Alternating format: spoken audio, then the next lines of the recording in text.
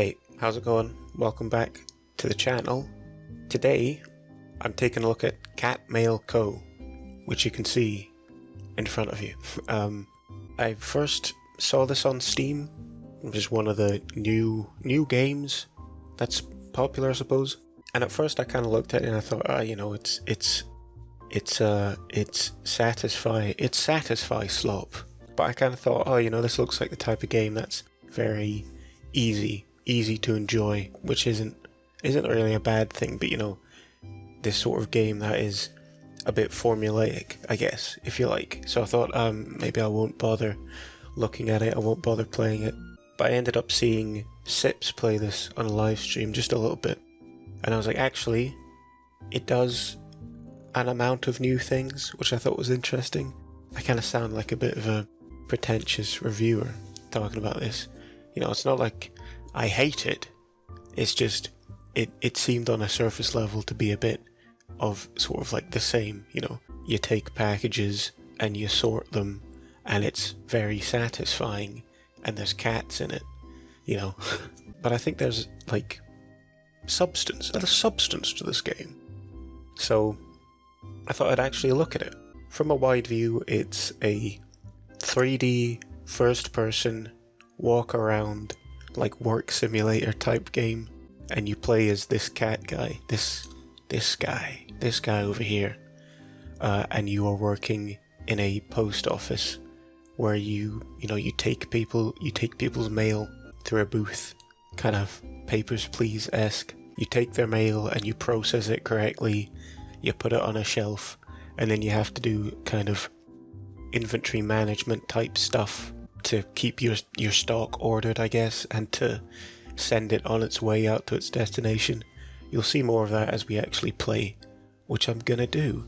This one is just a demo, you can see, because I don't know if I want to buy it yet. I'm only gonna play as much as a demo for this video, and I probably will. I'll just wait until my next paycheck. What's a good voice? First day of work, huh? No, I won't do that. First day of work. I hope everything will be fine. I heard the old postman retired. Too bad he couldn't be here in my first shift. Kind of strange to be on the other side of the counter. Strange? Is this a mystery game? No. Okay, jump and sprint, that's basic. Call a customer with the bell. It looks like one of those wavy cat doll things. Sup? Is that a question? No. It's for my wife, Utah Chomper. It's a big box. I'm building a cardboard castle. Alright, wait, pick up. Oh, right. I'm assuming it's this one because it's a big box. Right click to inspect. Yes, Utah C. Trying to think if I can make a joke about that name, but ought to be inappropriate. Thanks, have a nice day. Look at the map. In the post office handles two types of parcels. Those for Cat's Island, which is where we are, which will be requested at the counters, and those for other destinations, which will leave the island. Okay, that's epic. What was that? Hello, can you take care of that? Okay. Thank you. I guess that's... I should think about doing some good voices, because I don't usually do many voices. I'll open stamp mode by pressing F. Stamp the correct destination. Oh, yeah, the map. Right, Port Windy.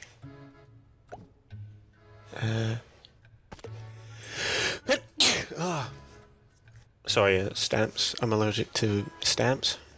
Is that epic? Look at the weight board. Each parcel requires a certain number of stamps based on its weight. Any stamps in the correct category are accepted. Only the number matters. Okay, so cyan, which is 4. So, and I can just use any of these stamps. There's a bit. I don't know, where am I at? 4. 1, 2. Oh, hot meal. Time moves forward every time a customer is satisfied, so take your time. Okay. I see. This is a Minecraft clock. What was I going to say? Yeah, one of the things it's a bit of an iffy, it's not really a criticism of the game. This kind of like thematic genre, you know, cozy games. Yeah, they have like a tendency to have this sort of put stickers on everything kind of thing in it. It usually has stickers specifically, but like, you know, oh, customize your funny notebook. Customize, you know, your room by putting stickers everywhere. And it's, you know, it's like a trope that works. It's not really something to give shit to. But I don't really know how to word this, but like most, and these are obviously all decorative, but most of these stamps are like categorical. Like they exist to, okay, choose the correct destination. Spoilers, but you know, choose the correct, like, I mean, this is given like fragile as an example. You can also choose other ones similar to that, like, I think this way up, I don't know if that's one, I'm just making that up, but you know, that kind of sticker. Having a category which is like, here's a required categorical sticker. So I always find the most kind of annoying to listen to way of wording things. But, like, I'll put these stamps on to show the weight, but then there's like 6 different stamps that are just, they're all the same. You can use whichever one you want, it's just as long as you have the right amount of them. And it feels a bit like a bit of an iffy mix between, I really shouldn't just be sitting here and yapping, but I know it's going to continue tutorializing me if I keep walking. And it looks like I can put a category up here for different locations and other stuff like that, so I'll just make this the Port Windy one. But I feel like it's a bit iffy to sort of mix, and I guess I should have a good reason why. Alright, what's my voice for this guy? Hello, I've brought something to ship. How's that? Right, I'll just take both of these so you can go away. Please be careful with it. Bye! I never know if it's worth continuing my point, because it's always a bit inane. Is inane the right word? It's a heavy parcel. Yeah, it feels a bit iffy to mix and match, like, the purpose of different gameplay elements. Great. Yeah, you can have that one. What does that mean? What does this art mean? Is this a mystery game? No. And I really wish I had more of an explanation to it than just, oh, it feels a bit iffy. But like, for instance, and I guess I'm going to get onto this point a bit later anyway, but if you're the type of person, I can line them up, who's like, well, why would I ever pick, you know, this sticker when it just takes up more space? I may as well pick one of these and actually do a good job. Nice. Yeah, why would I pick one of the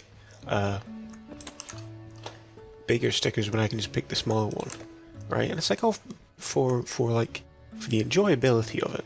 It's like, well, yeah, but like that's why you'd put these decorative ones on, you know? Isn't that enjoyable?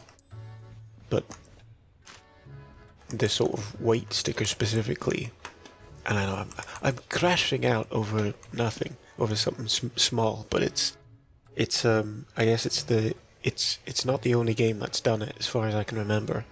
Although I wish I could give you a specific example, but I can't really remember. Sup, it's for my wife, Lana Fluffytail. I was told it's almost my height. So it's a very tall one. Are they all? So one? Oh yeah. Oh, I wonder what'll happen if I take a box at the middle of this big pile. Oh, who knew that was gonna happen? Oh. It looks like somebody didn't want you to see this mess. I wonder what's behind this huge pile. Could we get like a shovel at some point and go through it? Here. Thanks, have a nice day. Was that the voice I hear? Oh no, it's close enough. What the fuck am I gonna do with this now? Ah, shit. Right, I'm gonna take a leaf out of Sips's book and just copy what he did and sort everything out before I continue. Okay, and this is for... I guess I'll leave all the stuff for here out front, if I can fit it. Okay, or here. That's good. That's right here. I can go in one of these cubby holes. Beautiful. Although, it might be better to see the name on it. Maybe I'll just leave them one for each hole, because there's a lot of cubby holes. I don't know if I was finished my yap or not, but I do feel like it's a bit off to, even though it's, it's mostly harmless to have a gameplay element which is mostly just silly, and sort of mix it with a gameplay element that's specifically, do this the best way you can. That's how you do games. But it just feels a bit off to me to have them. Maybe it's just I'm really epically autistic or some shit. But yeah, it feels a bit. I guess it's a shame. I'd like it if the stickers were a bit more. I think. Do you ever talk for something for so long that it sounds like you care about it way more than you actually do? I just wanted to talk about this for a short amount of time as something to talk about, and then here I am going crazy. But yeah, I feel like you know what? I guess what it reminds me of. I can't remember the exact name of the game, but I'll find some gameplay and put it in. I'll put the title on the screen. But it was the first game that I saw played. So I'll put this over here. That's another port windy one. Where, and I played it myself actually. That's rare. I played a game myself, but it's one of the few games I played where it was very obvious that there were some like gameplay flaws that I could like identify and say that's kind of wrong. Like, for instance, there's like a sleep meter and it's timed pretty well to like the length of a day. So after a day you get tired and you have to go to sleep. But there's also like a cold meter, which is there basically so that you get cold as it becomes nighttime, so that you aren't going about the place after it's already gotten cold. But what's the point in both of them? And obviously there's some minor overlap, like you also get cold if you fall in a river, but it's barely, like it barely even added to it. And it was very obvious that the reason they had that gameplay element is because that's just one of the things you put in a survival game. It wasn't thinking deeply about what's the reason for adding this as an element of gameplay. It was just adding it because it's colloquial. It's what we do in the survival game industry. And it's not like it stood out to me insanely. It was just like, oh, that's pretty cool. I can look at that and say definitively that is something that probably should be different. Don't I feel special now? I don't really want to put these on like multiple shelves because I know at some point, well, probably not in the demo, at some point I'm going to end up having other ports to ship to that I'm going to want to keep other shelves for, but for now, just because it's easy, I'll make this another port windy one. That's not parcel. Ah yes, I saw this, and Sips wouldn't put it there, and I spent 5 whole seconds being like, he didn't put it in the place. I'd have done that. And then how much fucking time am I going to spend doing this? This is going to be most of the video, isn't it? But I'm gonna, in fact, I tell you what, I'll shut up about this stupid shit that I'm yapping about. I guess I'll wrap up and say it gives me the same feeling. It feels like put stickers all over the boxes is colloquial. It's just what we do in cozy games, and it's not necessarily hugely thought through. Although, again, the whole everything must be specifically for maximizing the potential of the gameplay, you know. I'll get back to that kind of perspective once I clean all of this shit up. I think that's everything sorted. Alright, let's get our next customer. It's the same guy. Sup? It's for my wife.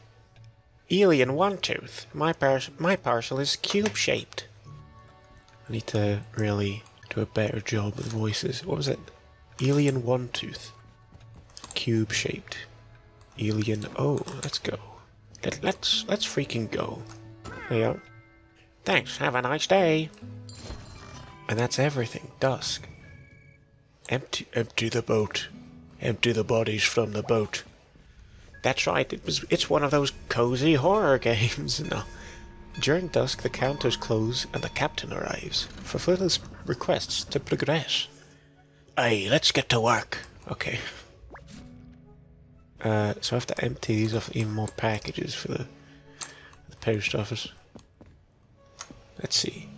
Put that one, on here. Because then I can see the name easily. Take these cube ones and I'll put them in these nice cube-shaped pigeonholes. These are, well, they'd all be for here, wouldn't they? Unless they want to use here as like a mid-section to go to a different place, in which case, ugh. But I think this early in the game, probably not. Talk to the captain to know which parcels he needs. Load the boat as much as you can, or as much as you want, and ring the bell on the dock once you're satisfied. Alright, well, I can't be bothered, so no. Tee, aren't I silly? Pretty sure these are all for the right place. To see us calm today. Good. I don't... Whoops. Okay, I just dipped that slightly in the water. It doesn't look like that'll fit, though, if this big one is in the way, so... This is a bit... Ooh, I can pick up multiple. Yeah, that's pretty good. That's some good tech. Oh, tech is? I don't think that'll go either, will it? It would, if I put enough small ones there. So let's see if I can get that. Yep, there's some small ones. In fact, if I remember right, this one, yeah, it's a bit wide. And then this one go on like so. And then is it this one I want? No, wait, this one is one. Wait, it's just too. No, it's not. Shouldn't be too wide. Is it like too tall at this point? Is there too many stacked? This one. Even that doesn't go. What a load of bullshit.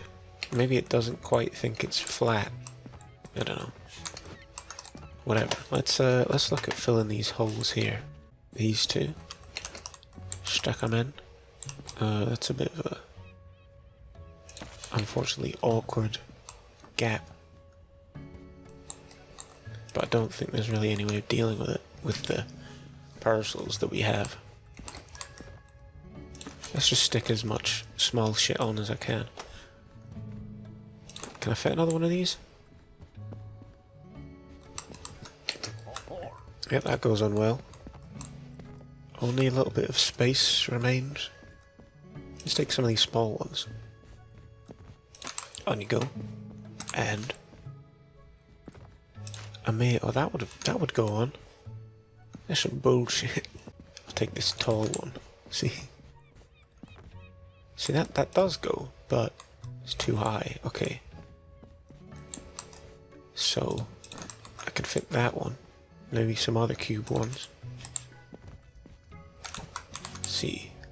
Can this? It really doesn't want to spread across multiple boxes, which is a bit of a shame, but... Hey, you know what? I think that's all I'll be able to fit. Yeah, I think I don't have anything else to go. Nothing else in this pile. Wait. Oh. Yeah, I can fit that on. Somewhere. Yeah, there we go. Alright, that's good. The sea is calm today. That's good. Alright, ring that bell. Cast off. Until next time.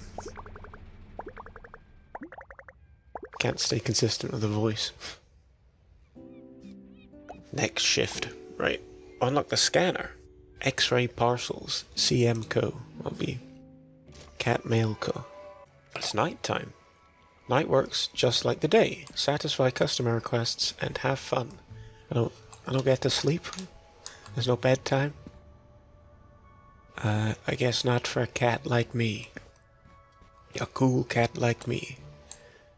Can I just shove that in the screen? That's how it works in the real world. Place a single parcel on the conveyor belt to scan it. If the scanner detects anything, add the stamp that matches the indicated constraint to the parcel. You only need to do that for parcels customers give you. Which, yeah, I guess you'd imagine it'd already be done for stuff from other ports. And, yeah, there's more mail in here. Which I guess is just how, if you're extremely efficient with all your mail doings, then I suppose you can just get some more if you want.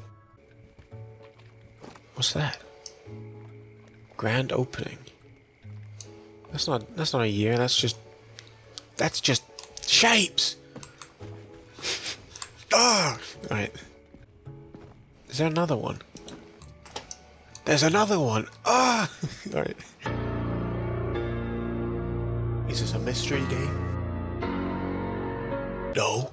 With the scanner operational, you will now handle fragile and heavy parcels. Fragile parcels can't have anything above them.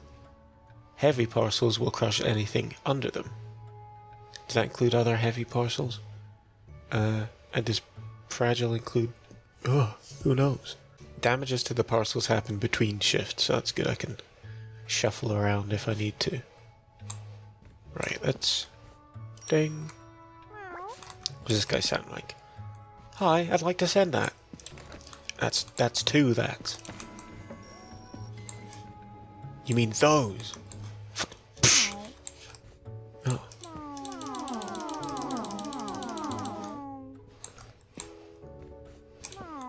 And then put an expl... what did it say? Nothing. Okay, it's... nothing. So I'll just... weigh it. Yellow. So that's two stickers. Now why on earth would you choose... Sorry, I got distracted by this. Why on earth would you choose the big one when you could use the small ones? Because it's the first one I clicked on. Port Windy. It's always going to be Port Windy, because why the hell... Well, I guess you could just send it to the post office and someone else could collect it the next day.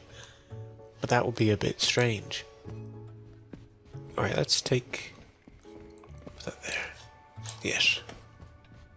And this one... Please be careful with it. Bye! Kilogram. And this one is all the way down at 6. Right, let's see then.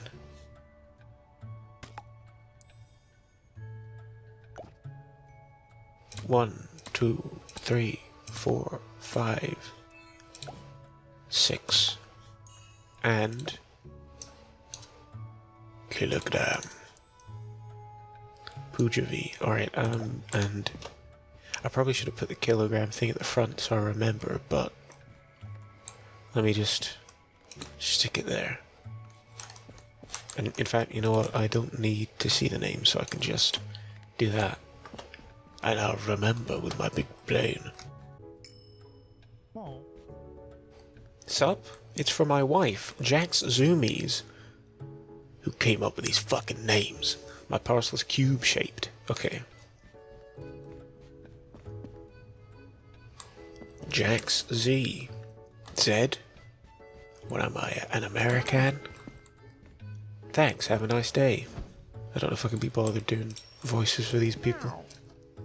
Good morning, I'm Nigel Bugseater. It's just a letter. I changed my mind. Nigel B. Does this count as a letter? It's a bit thick. Well, here you go. Thank you, my dear. Have a heavenly day. It's night, you fucking fool. I already gave you it. Good morning, I'm Gale Queen Hunter. My parcel is cube-shaped. Okay. Okay, Gale. There you go. I've sorted them out very nicely, so I know exactly where they are. Thank you, my dear. Have a heavenly day. It's night! Right. Hi, the parcel is for my mum. Her last name is Puffball. My parcel is cube-shaped. Well, it's not your parcel, it's... Hold on. Well, it's not your parcel, it's hers. Opal P? Or like, what?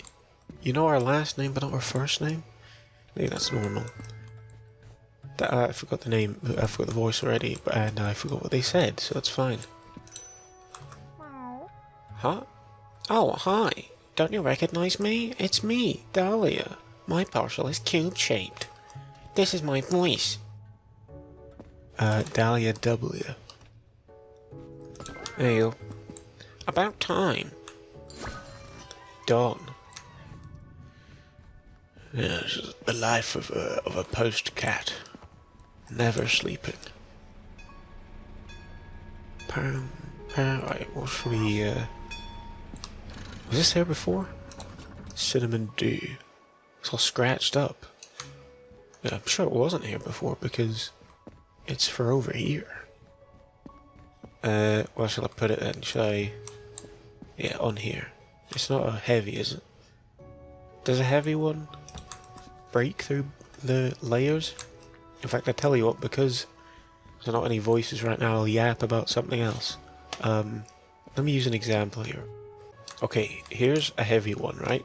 If I put this normal one here, I put that on top, it's gonna damage this one, right? You can just leave boxes here. Now, to be fair, I don't know if boxes that are just left lying around get damaged in the same way, but my point is more general than just this game. So if I put this here, and then I put this on top, come on, there you go.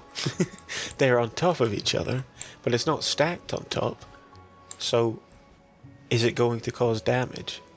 Maybe it will anyway, or maybe they'll both get damaged just because of the fact that they are sort of sitting outside of a shelf. But my main point in this big yapathon, there are games that are kind of like that, where you have some sort of constraint, where it's like, oh, you can't do this, because, you know, that's against the game rules.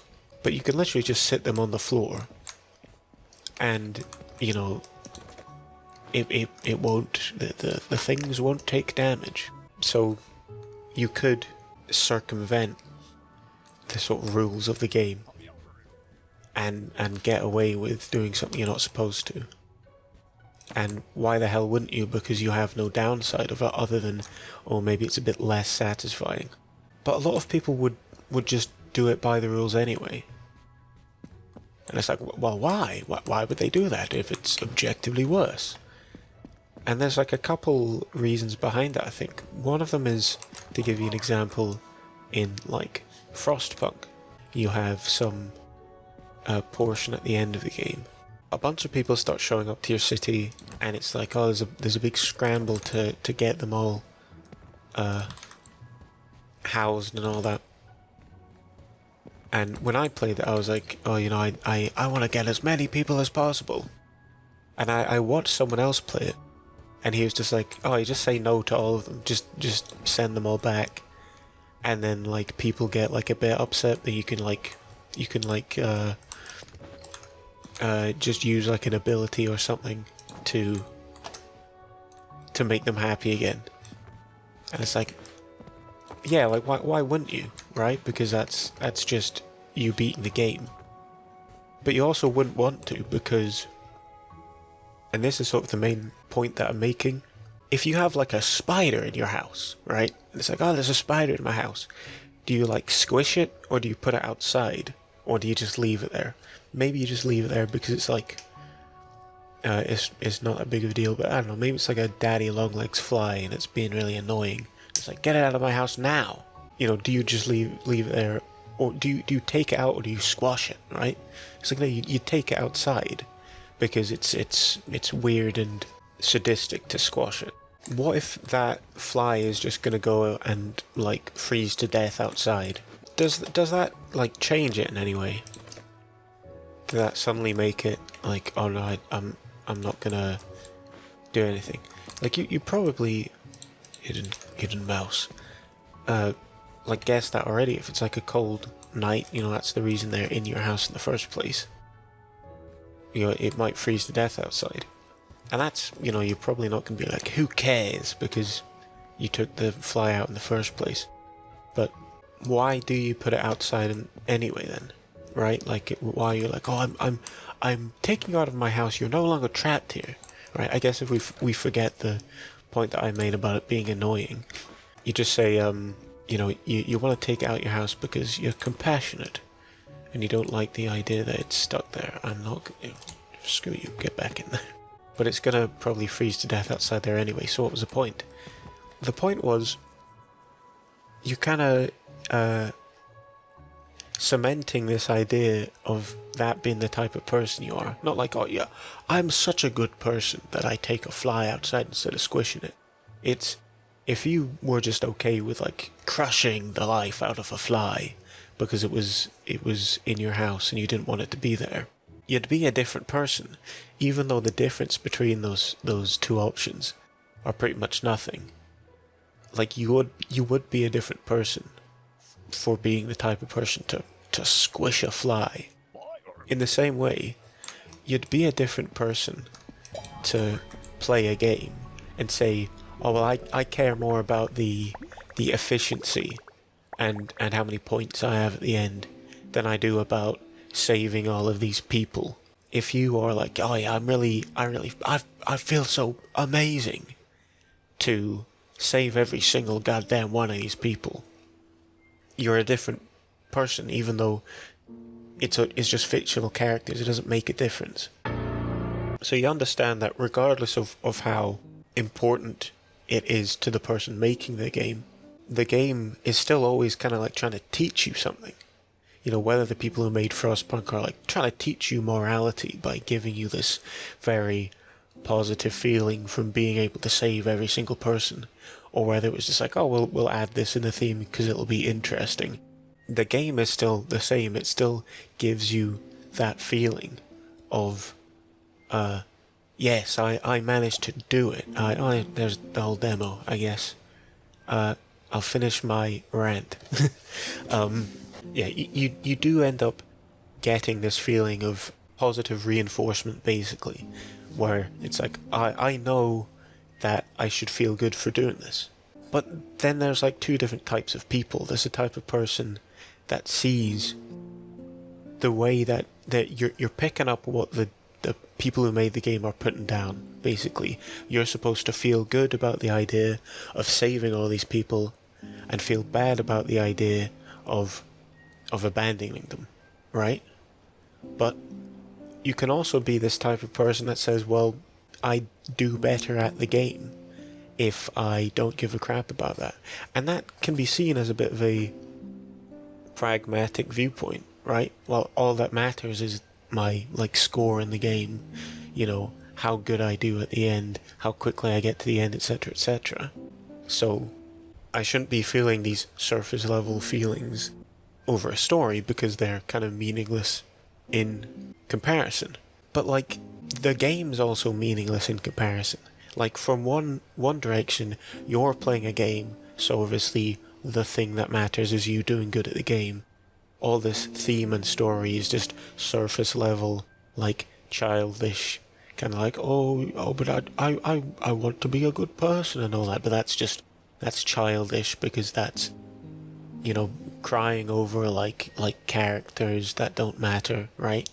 But then it's like, okay, from the other perspective, you're like callousing the way you feel about people just to be good at a video game, right? From both perspectives, it seems like the other option is the surface level silly option. From the first perspective, it's the surface level silly option because it's the way most people feel without having to think very hard.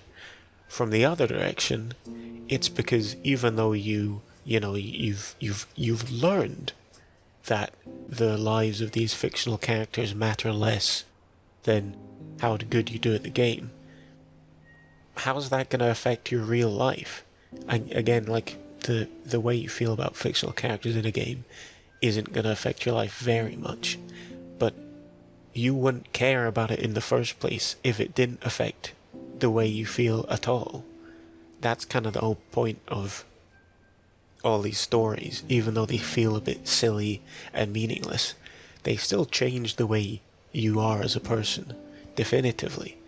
You know, I don't think a lot of people appreciate how much stories actually affect what they believe and how they act, even if they're just kind of like silly video games that they played. Although probably not cat mail, which sort of comes back to my main point, which was not that there's that same aspect in the story, because the story is I'm a cat running a post office. But like, gameplay wise, why is it that if, again, not really with this game but other similar games, if there is some kind of mechanic that, you know, it's like, oh, here's some kind of restriction, but it's very, very easy to avoid it. Like, to give you a good example, Crash Bandicoot, there's like a boss, I think in the original game, where you can literally just stand in like the top left corner and never get hit, and you just win. If you were a kid who found it really, really difficult to beat that game, you'd probably do that every time, because that means you can actually do it. You can actually beat the game. But I think a lot of people that would come across that cheese strat would choose specifically not to use it. But like, why? Because I mean, in that situation, there's no like theme. You're not killing a bunch of innocent people to get better at the game. You know, this isn't Undertale. It's Crash Bandicoot. You're just sitting in the corner, and it's a bit cheesy. Well, why wouldn't you just do that? And obviously part of it is like, oh, it feels a bit embarrassing. It feels like I'm a failure, so I have to cheat, right? But I think that's a small part of it.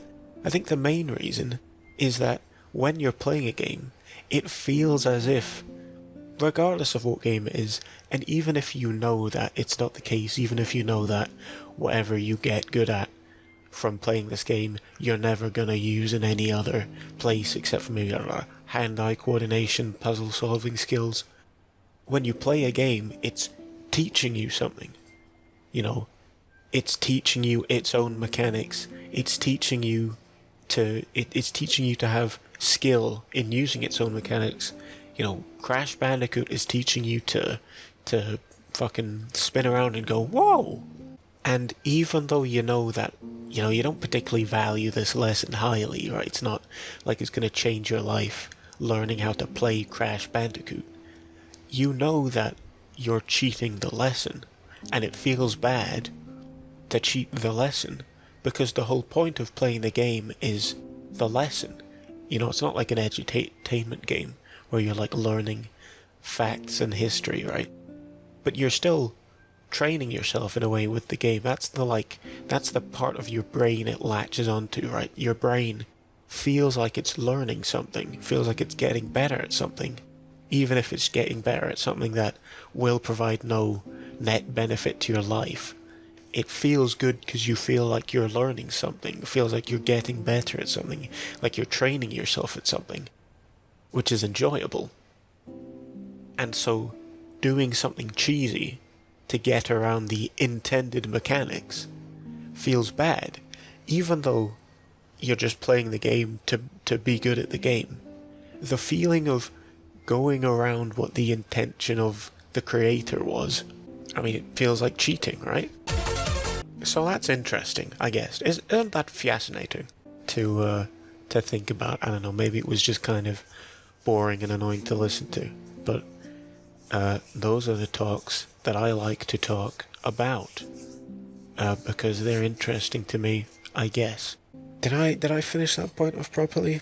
Yeah, basically it's just kind of interesting to me, not to like psychoanalyze people, really. That doesn't feel too enjoyable. That just feels a bit creepy. But to, I guess, look at something that I think everyone's been doing, but not really understanding why. Because it's, I don't know, I think it's something people ought to understand, even though it doesn't make that much of a difference. Anyway, whatever. That was a big bit of fun, playing a game about mail and a company and cats. Shit, what was that? I was in a fugue state. I have to see if I can guess it from the title.